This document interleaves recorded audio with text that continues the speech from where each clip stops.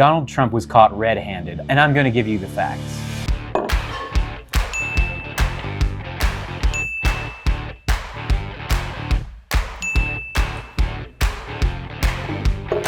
So what really happened in Ukraine? In 2014, Russia invaded the country, and the US and our allies decided that we had to support them against this Russian aggression. President Obama turned to Vice President Biden to lead that effort because of his history in foreign policy.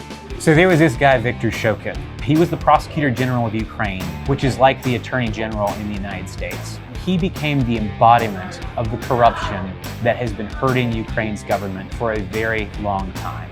Everyone from the EU to the IMF, Republican senators, the entire anti-corruption activist community in Ukraine desperately wanted him fired. He was being protested in the streets. We will not allow him, actually, to maintain the Soviet system of prosecution, which intimidates people. And Joe Biden is the person who got him out of office.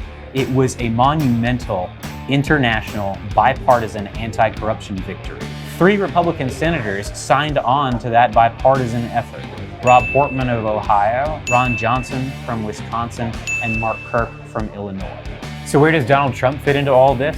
He claims that because the vice president's son Hunter was on the board of the Ukrainian natural gas company Burisma, that Biden somehow acted inappropriately when he advocated for Viktor Shokin to lose his job. The clinical term for that is horse shit. For one thing, Biden was following official United States government policy, which was in agreement with the EU and other international partners. Number 2, Shokin's investigation of Burisma had fallen dormant over a year before the vice president did anything to try and get him out of office. The truth of this is the exact opposite of what Donald Trump has been telling you. The fact is that getting him out of office meant it was more likely that Burisma would face any scrutiny.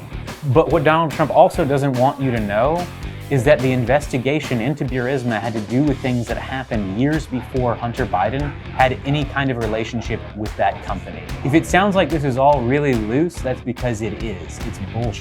In fact, one of the most dramatic moments of the House impeachment investigation was when Republicans called a witness, Kurt Volker, who Trump himself appointed to be our lead envoy to Ukraine, and asked him about this.